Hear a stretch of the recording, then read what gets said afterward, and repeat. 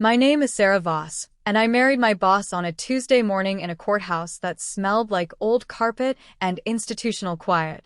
I wore dark trousers and a cream blouse because I didn't know what you wore to a transaction disguised as a wedding. He wore a charcoal suit that probably cost more than 3 months of my salary. The judge read the vows in under 4 minutes, and when Cale Dravenmore slid the ring onto my finger, his eyes flashed gold. Not metaphorically. Not a trick of the light. Gold. Completely, luminously gold. Like something old and animal looking out from behind the face of a man who had spent years learning to hide it. They lasted less than 2 seconds.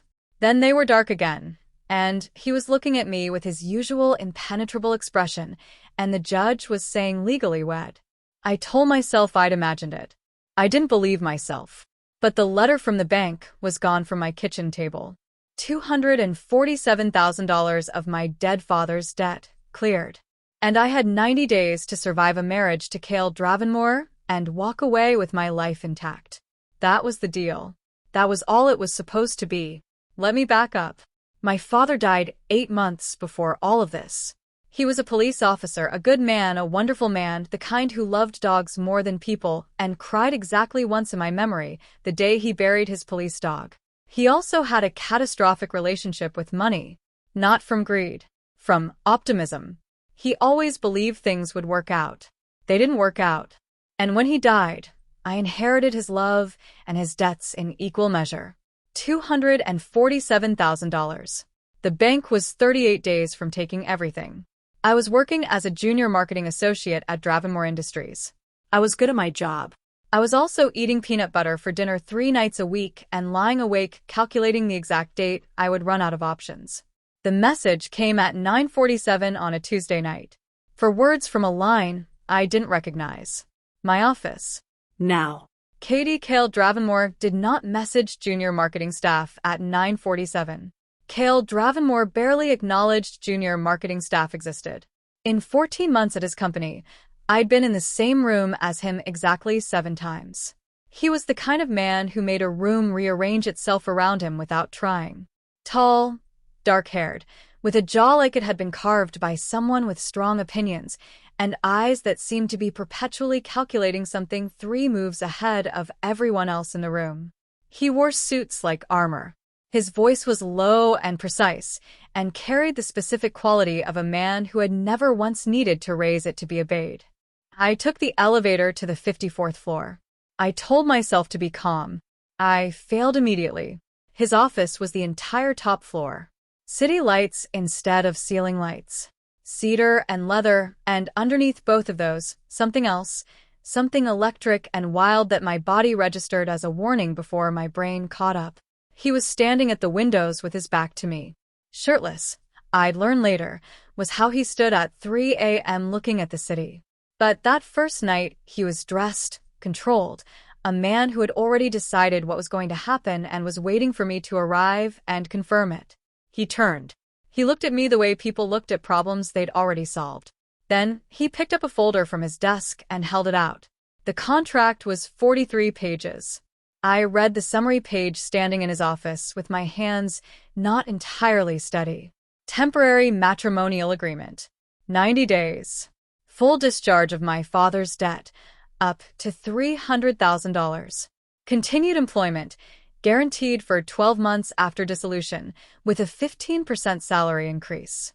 All I had to do was live in his penthouse, appear with him at public events, and maintain the appearance of a genuine marriage. I asked the questions that mattered. Separate bedrooms. Agreed. Page 12. No interference in my professional life. He paused, then said agreed. If I left early, the debt came back. If he breached, he paid double. I took the contract home. I read all 43 pages twice, with a legal dictionary open on my phone. I made notes in the margins. For clauses, I wanted clarified. I wrote them in precise, numbered language.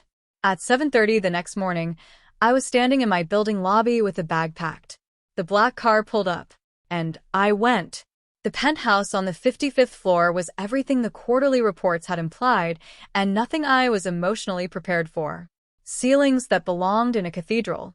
Windows on 3 sides. Furniture chosen for how it felt rather than how it photographed.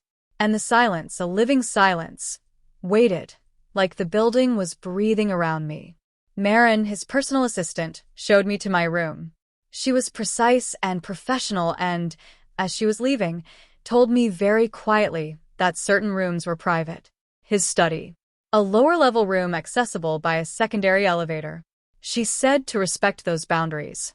She said to direct questions about them carefully. His enforcer, Reich, was on the couch the next morning when I came out at 7.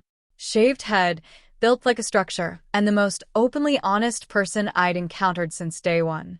He looked at me and said, "You're shorter than I expected." I said, "You're ruder than I expected." He grinned. I decided immediately that I liked him. He gave me advice I didn't ask for. Don't poke the locked doors. Not yet. When Cale goes really quiet, the other kind of quiet, give him space. He won't hurt you. That last part he said with the specific emphasis of a man distinguishing between categories of harm. Then there was Isolde, Councilwoman Vane. She walked into the penthouse without knocking on day 2, beautiful and predatory, and told me I was entirely unsuitable. Not with cruelty, with elegant precision. His world was complicated in ways I wasn't equipped to understand. The people in it weren't ordinary. She wasn't there to threaten me. She was there to give me an exit before I needed one. She also used the word mated instead of married. I sat with that for a long time. By day 5 I was keeping a proper notebook. Systematic. Dated entries. Compressed shorthand only I could read. I wrote down everything I observed, everything I couldn't explain, everything that didn't fit the story of a man who was simply wealthy and private and slightly frightening. He didn't sleep. Or barely slept. I heard him at 1 and 2 and 3 in the morning, moving through the penthouse with a deliberateness that wasn't insomnia. He could hear things he shouldn't have been able to hear. I said something quietly in my room with the door closed, and he referenced it at dinner. He stood at the windows at night with his head raised like he was scenting the air. The tattoo on his left shoulder moved in low light. Not dramatically. A slow liquid shift of the lines, like ink in water. And on day 8, I wrote 3 words in my notebook. He's a werewolf. I looked at that sentence for a long time. Then I wrote underneath it, "This explains an uncomfortable number of things." I didn't confront him. Information was leverage. Knowing that I knew, without him knowing I knew, was the most useful position available to me, and I intended to hold it. The gala on day 10 changed the game. It was a different order of event from the gallery opening we'd attended on day 8. The gallery had been polished and crowded, and I'd noticed, for the first time, that the room was full of people who moved like him, who tracked exits without meaning to, who oriented toward him the way a compass found north. 60 of them in a room of 400 at minimum. All of it wearing the overlay of the human world like a costume over something older. At the gala, Cale's rival appeared. Damon Ashvale was charming in the specific way of men who had decided exactly how they wanted to be seen and had the skill to execute it. He found me at the bar. He told me he'd been looking forward to meeting me. He told me I was very brave. And then he told me that if Cale hadn't been honest with me, he hoped I'd find someone who would be. He handed me a card. I took it. And then Cale arrived, 12 seconds just like Damon had predicted, with his jaw set and his eyes doing the thing they did when something in him was working very hard to stay controlled. He told me not to speak to Damon again. I didn't agree. In the car home, he told me about the bet. Damon had proposed it publicly, in front of witnesses, in front of the pack members scattered through the gala. 90 days. Neither of them falls in love. Loser forfeits everything. Cale had agreed, without hesitation. I asked him why. He said it was strategic. He said the hesitation would have shown weakness. There was a pause before he said it that lasted 1 beat too long. I filed that. I wrote it in my notebook that night, in the 2 a.m. dark. He's afraid he might lose. And underneath that, in smaller writing, so am I. He began interfering in my career on day 14. Small things, surgical things. My primary competition for a departmental promotion was quietly transferred to Chicago. My presentation slot for the biggest account pitch of the year was moved to the best position of the day. I found out through a colleague, through HR, through the specific chain of careful inquiries I'd been trained for by a life that required me to read situations accurately rather than comfortably. I went to his office and told him no. He said, "You're mine for 90 days. That means your success is mine to manage." I told him if he interfered again, I'd go to HR. I told him I'd document everything. I told him that when the marriage ended, there would be a paper trail that said exactly what kind of employer he was. He held my gaze. He said, "You're the first person who has sat in that chair and told me no." I said, "Was that supposed to stop me?" He said, "No. It was an observation." And I left. And I stood in the elevator with my back to him and kept my breathing even and thought about the word mine and what it did to me when he said it. How it landed differently than it should have. How I was already in significantly more trouble than the contract had promised, and had been since approximately day 3. The dinner on day 17 changed something else. We went to Aurelius, the kind of restaurant that required 2 months' notice unless you were the kind of person who didn't require notice. I wore burgundy. He told me I'd been watching me for 14 months. That he'd chosen me deliberately. That I didn't break. That he needed someone who wouldn't break. I told him that was a strange kind of care. He said, "I'm a strange kind of person." And I smiled. A real smile. It arrived before I could curate it.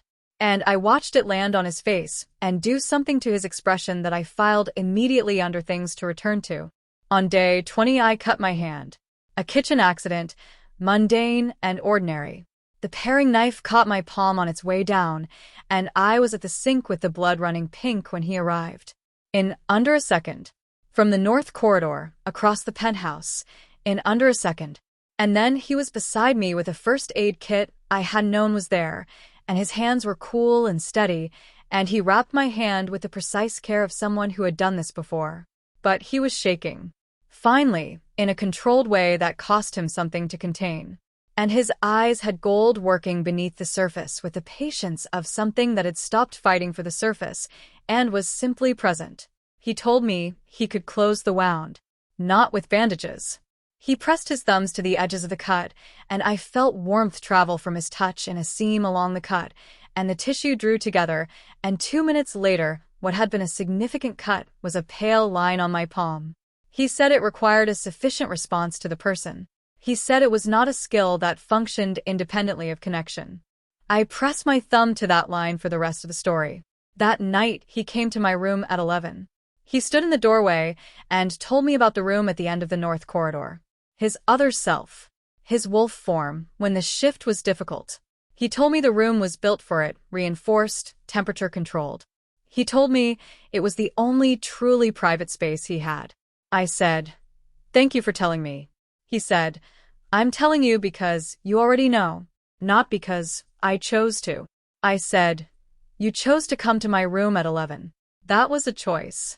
He didn't have an answer for that. He pulled the door closed and I sat in the dark and wrote in my notebook. He is careful with me in ways he thinks I don't notice. I notice everything. On day 25 he followed me to a restaurant. A colleague, harmless, in a relationship, completely unthreatening in every way, had invited me to a group dinner. I went because I was entitled to a social life and because I desperately needed an evening outside the gravitational field of the penthouse. Cale appeared at a table near the far wall, alone, with a drink he wasn't touching. When I confronted him on the sidewalk afterward, he said 3 words I hadn't been prepared for.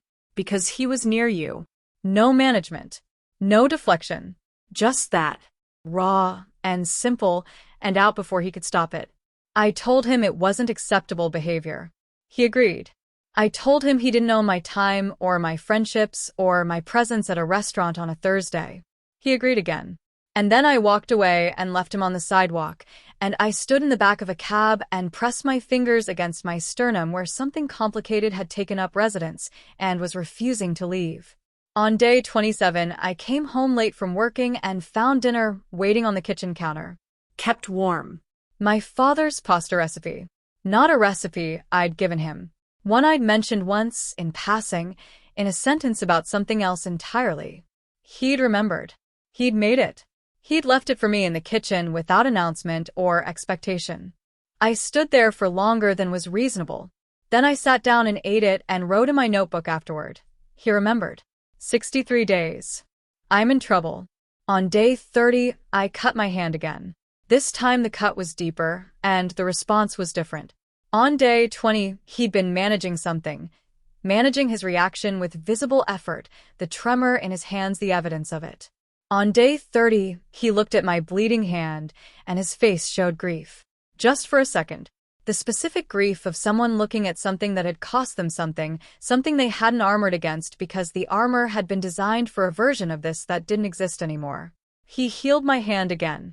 And afterward he sat across from me and told me something he hadn't told me before. He said the partial bond was forming. The made sense, he called it. The mutual awareness. Far enough along that he could track me in the penthouse without trying. Far enough along that when I was near another man, he didn't finish that sentence. He said, "Don't push the door faster than I can open it." I said, "I'm not pushing anything. I'm standing in the doorway." Something moved in his face. He left. And I sat on the edge of my bed and pressed my thumb to the healed line on my palm and thought about standing in the doorway and what that meant when the door was his. On day 35, Isolde came back. This time she wasn't delivering elegant threats. She was delivering information she should have given me on day 2, sitting with it like it cost her something to say. She told me about the claiming bite, that a bite from an alpha of Kale's bloodline didn't just mate you to him. It transformed you. Extended lifespan. Accelerated healing. Developing senses. The bond permanent at a cellular level. She told me the transformation wasn't without risk for a human. That most survived. Not all. She told me his mother hadn't. Clara Dravenmore. A human woman who had been bitten by the alpha she loved and had survived and had been beautiful and stubborn and beloved by the entire pack, and who had died 3 years later when the bond's full development exceeded what her human biology could sustain. Kale had been 16. He'd been in the house. And then she told me about Damon's formal challenge, that claiming a human mate would trigger a full pack dominance trial, that the challenge had been building for 2 years, that Kale needed either a formally claimed mate by day 90 or the alpha position was at risk. I went home shaking. I looked at him when he walked through the door, and I said, "She told me about your mother." He went very still. He said, "I know." And for the first time in 35 days, he talked to me without management. 3 hours at the kitchen table. He told me about the bloodline, the Concordat, the governing body overseeing the pack network, the political architecture of a supernatural world that existed alongside the human one without touching it. He told me about Damon. He told me about his father, who had died 6 months after Clara because the bond breaking had been something his biology couldn't survive either. He told me he had not planned to bite me. He told me he hadn't intended for any of this to become relevant. I asked him what now meant. He said, "I'm aware of what now means." On day 38 we kissed. It happened in his home office at 7 in the evening, in the middle of an argument about a presentation timeline. A real argument, genuine, both of us holding positions we actually believed in. And then we were close in the way we'd been managing not to be for 38 days, and his hands were at my jaw, cool and precise, the touch of someone who had been not touching for so long that touching felt like arriving at a destination. He kissed me with the specific quality of something that had been building for 38 days and had exhausted every available method of containment. I kissed him back. Afterward, we sat in the wreckage of the professional context we'd been hiding behind, and he said the bet was already lost. I said I knew. He said he knew I knew. And neither of us said the larger thing, not yet, but we stopped pretending the smaller things weren't what they were. On day 45, he took me to a pack gathering. Not the corporate overlay of the gallery events. The actual version. Old stone estate. Bonfire. 60 wolves in expensive clothes. All of them tracking Kale when he walked in with the instinct of a compass finding north. The room's weight pressing against me from the moment I arrived. Not threatening, but real. The presence of a community that knew what it was without apology. An old woman found me. The matriarch, silver-eyed, with the quiet authority of someone who had attended these rituals since before living memory. She took my hand and turned it over, thumb against the healed line on my palm. She said, "He healed you." I said, Yes, she said. The healing doesn't work except for the one the wolf has chosen. He chose you a long time ago, girl. Before you knew it. I pressed my thumb to that line for the rest of the evening. A young wolf named Finn approached me later, 22 years old, curious, restless in the way of young men who hadn't yet learned to manage their edges. He asked me if I was scared. I told him the truth. Not of what I was standing in. Scared of other things. Then Kale appeared across the clearing with his eyes fully gold, and Finn submitted in under 3 seconds without a word being said, and the pack watched. I went to Kale and told him, quietly, that it wasn't necessary. That Finn had been talking to me, not challenging him. That the violent possession was not something I needed from him. He held my gaze. He said, with you, I always know where the line is. I said, then go find Finn and apologize. Tell him his boundary work is excellent. Something moved in his face. He went. I stood at the edge of the bonfire and opened my notebook and wrote 3 words. I love him. I looked at them. I did not cross them out. On day 50 we sat at the kitchen table and asked each other the questions we'd been circling. I asked him what happened to the partial bond if the contract ended cleanly, and I left. He said it faded. Over months. He said the withdrawal would be significant for both of them. He said it would be manageable for him. He said it in the specific flat quality of something that wasn't quite true. I told him I would not stay because I was afraid of what it would cost him. That wasn't a foundation I was willing to build on. He said, I know that. I said, I'm not finished with you. He looked at me for a long time. Then he said the promotion board was next week. And I let him have the solid ground of the professional because some moments needed to be set down before they could be picked back up. On day 55, he showed me the Concordat's preliminary challenge notice in the dark of his study at 4 a.m. 30 days to respond. Formal response required. He said he wanted to respond that the claim was formal. He said it had been formal since before he had the right to call it that. I said, I need to think. He said, I know. I said, not because of doubt. He said, I know. On day 56 I sat on a park bench with my only friend in the human world, and she asked me if I was in love with him. I said yes. Out loud. In the air. It was the first time I'd said it to another person, and it changed the weight of the afternoon slightly, and the city continued around us completely indifferent to the fact that I had just said the truest thing I'd said in months. On day 57 I researched the transformation. All of it. The case studies, the practitioner's guide, the specific documentation of what had happened to Clara, and why and what the conditions had been, and how those conditions differed from mine. I took notes. I made an honest assessment. I wrote at the bottom of the page, the risk is real, and I understand it. The risk is survivable. The conditions are favorable. The information is sufficient. And underneath that, eyes open. On day 58, I sat down across from him at the kitchen table, and I said, respond to the Concordat, that the claim is formal. He went still. I told him I was choosing this. Not the contract. Not the debt.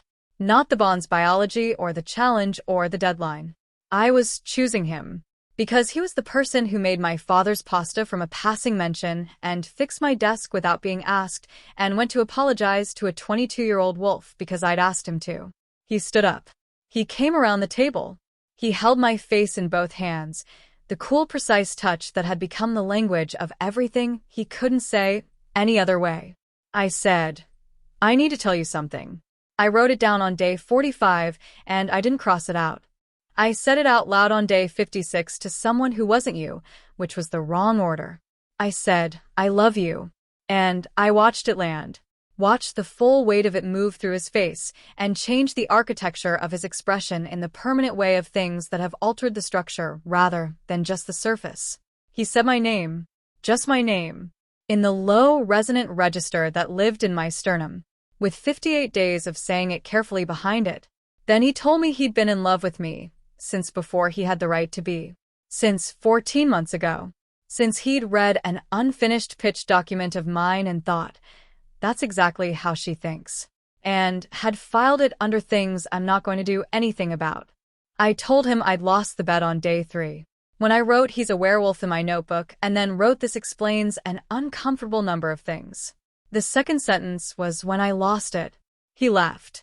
A real laugh, low, genuine, slightly rusty at the edges, the laugh of someone who didn't do it often enough. I thought, I'm going to be hearing that for a long time. I thought, good. On day 62, Damon Ashvale met me at a bar and showed me documents. Career interference, transfers and slot reassignments and promotion board reviews. All of it with Cale's fingerprints. All of it real. But the thing that undid Damon's plan was the timeline. Every piece of it had started before the contract.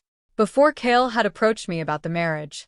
He'd been quietly managing the conditions of my professional life for 10 weeks before I knew the contract existed, because he'd already decided I mattered, and the only expression available to him had been this. Indirect, careful, from a distance. Damon had expected me to be angry. I wasn't angry. I was answering a question I'd been carrying for months. Then Damon told me the truth about himself. He didn't want the alpha position. He agreed with Cale's politics. He'd been building the challenge for 2 years as pressure, as the specific kind of structural pressure required to force a man who ran everything alone to start operating as part of something. He had 3 votes. If Cale filed the reform proposals simultaneously with the claiming response and accepted those votes as support rather than strategy, the challenge became a joint filing. The Reform Act would pass. The PAC would modernize. Damon would get his advisory role. I went home and told Cale everything, accurately and completely. He listened. Then he picked up the phone and called Damon. 40 minutes. I sat in the kitchen and made tea and thought about the specific courage of a man who had managed alone for 15 years making the call anyway. By day 70, the joint filing was complete. 41 pages. I read all of them. I changed 2 clauses, the mate standing, which I made independent rather than derivative of the alpha claim, because derivative standing is not standing. And the consent language, which I made active rather than passive, because I was choosing this and I needed the record to say so. By day 72, I had called Kira, one of Damon's committed votes who was being pressured by the opposition. I told her about page 31, the Human Mate Protections Clause. Her daughter had a human partner. For years. The real thing. I asked her to read that page and think about her daughter's face when she learned what it meant. I also called Elder Roran, the elder who had been coordinating opposition to the filing, the same man who had opposed Clara Dravenmore 30 years ago. I told him I'd read the documentation. I told him I understood the risk was real and that Clara's outcome was specific to conditions that no longer applied to my situation. I told him I wasn't afraid of him, though I respected where his position came from. He made a recalibration. He pulled the pressure off Kira's vote. On day 74, the Reform Act passed. 11-4. On day 88, we went to the Origin territory. He hadn't been back since he was 17. Since the day after his father's funeral, when he'd walked the full perimeter of the land and then left and never returned. We walked through the old stone house together, through the room that had been his, spare and ordered, the room of a young man learning control, and I thought about who he'd been in it and who he was now. We went to the grave markers in the afternoon. I stood beside him, and I didn't speak. I held the bond's warmth and let him have the time. I looked at the markers, his mother's name, his father's name, the 30 years of distance, and I thought about everything I'd read and everything I'd built from the reading, and I pressed my thumb to my palm, and I thought, I'm here, Clara. I know what you chose and how you chose it. I'm choosing it too. We made dinner in the kitchen where she had cooked from his father's recipe, and we sat at the table and held the evening, which was not grief and not celebration, but something that held both within something larger. On day 89, at 2 a.m, I got up and went to the door of my room. The handle turned. The door opened. I stood in the doorway. I thought about the outline of this story as it should have gone. The woman who packs her bags and runs, who gets chased down by an alpha who cannot let her go. I thought about whether that was who I was. It wasn't. I had signed a 43-page contract with 4 clauses in the margins. I had spent 89 days making this situation completely, unmistakably mine. I had stood in every room of this world with my eyes open and my notebook in hand, naming things accurately, choosing consciously, building my understanding from the ground up. I had told him I loved him on day 58 in a kitchen over coffee. I had changed the language on page 12. I had read every clinical paper on the transformation and made my decision with all the information present. I wasn't running. I was never going to run. I went back to bed. And in the morning I got up and dressed and went to the claiming chamber on my own 2 feet. Day 90. The chamber was old stone and firelight and the accumulated weight of 300 years of Dravenmore bonds. The matriarch officiated. Reich stood with the Concordat documentation. Finn was near the door, trying very hard to look composed. When the matriarch asked me to say what I chose in my own words, I looked at Cale, and I said everything I'd been building toward for 90 days. I told him I was not there because of the contract or the challenge or the biology of the partial bond. I was there because he was the person who remembered how I took my coffee and made my father's pasta from a single mention and went to apologize to a young wolf because I'd asked him to. Because the distance was gone, and I didn't want it back. I said, I was never going to run. I need you to know that. I was never going to run. He said he'd been in love with me since before he had the right to be. He said he intended to spend the rest of their lives earning the right retroactively. The matriarch looked between us and said, then proceed. The bite was not like pain. It was like a room I'd been standing in with the lights half-dimmed suddenly getting the full light turned on. The partial bond, which I'd been experiencing as warmth and presence and the mate sense, expanded until I could feel him not as inference, but as direct perception. His love, not assembled from evidence. Just there. Real. The full version. I thought. That's the whole thing. I thought I knew. 6 months later, I walked the eastern boundary in March with Finn at my side, and I could smell the south boundary marker from the edge of the property, and the matriarch said she'd felt it from the house. My wolf was still developing. The transformation had completed in late February, not dramatically, not on a specific day, but in the accumulated way of things that happen gradually until suddenly they have happened. Gunna said, complete. Full integration. She said my wolf was interesting. I said, good interesting or problematic interesting? She said, both. Same thing. We went to the 500 acres on a Sunday in late March. The land his father had built. The land he'd left at 17 and hadn't returned to. He opened the gate and drove through, and we walked for 4 hours, and I felt him through the complete bond, layered, complicated, old and new simultaneously, grief held within something larger and not diminished by it. He told me he'd been thinking about it, about the pack families in the outer territories who didn't have land, about the land standing provision in the Reform Act, about opening this territory, not giving it away, stewarding it, building something here that used it instead of holding it empty while families stood outside. I said, tell me the timeline. He held my gaze. He said, are you planning to be involved in the implementation? I said, I'm planning to review the land standing provision and talk to Damon's committee and think about what the physical infrastructure would need to look like and probably write several documents that will require you to change specific language to make them legally accurate. He said, the language changes are always correct. I said, yes, they are. He almost smiled. The real one. On the drive back, I opened my notebook. I wrote about who I was, a senior marketing director and a wolf in transformation, and the person who changed the language on page 12, and the mate of the alpha of the Dravenmore line, and the daughter of Daniel Rowe, who is a police officer and a good man. I wrote that I contained multitudes and that my father would have laughed at that sentence and also known exactly what I meant. I wrote, the debt is cleared. The house is mine. The Reform Act has 31 applications. The eastern boundary knows my wolf scent. The complete bond is warm and present and has been for 6 months. I wrote one last line. The rest of our lives starts now. I put the pen down. I closed the notebook. I looked at the road ahead of us, at the city approaching through the windshield, at his hands on the wheel, at the tattoo visible at his wrist where his sleeve was rolled, and I felt him through the complete bond, warm and constant and entirely present. He loved me. I loved him. Both of those things were true and complete and not going anywhere. He said, there's a recipe in the origin territory records. My mother's version. I said, make it. He almost smiled. The real one. Full volume. I said, We have time. And we did. We had all of it.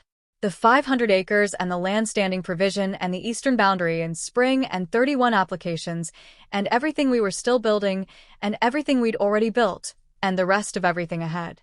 I had walked into that courthouse 90 days before with a tower of letters on my kitchen table and no plan and 4 clauses written in the margins of a contract I'd been given less than 12 hours to decide on. I had told myself 90 days. I had told myself I could survive anything for 90 days. I was right. I could survive anything for 90 days. I could also fall completely in love in 90 days with a man who had gold eyes and a wolf in a locked room and a rusted laugh he'd been keeping carefully to himself for 15 years, who fixed my desk without being asked and made my father's pasta from a single passing mention and went to stand outside my door all night when I was sick and never once, not once, made me feel like anything other than the person he had deliberately chosen. Eyes open. I'd written on day 57. Chosen completely. That was still true. It would keep being true. That was enough. That was everything.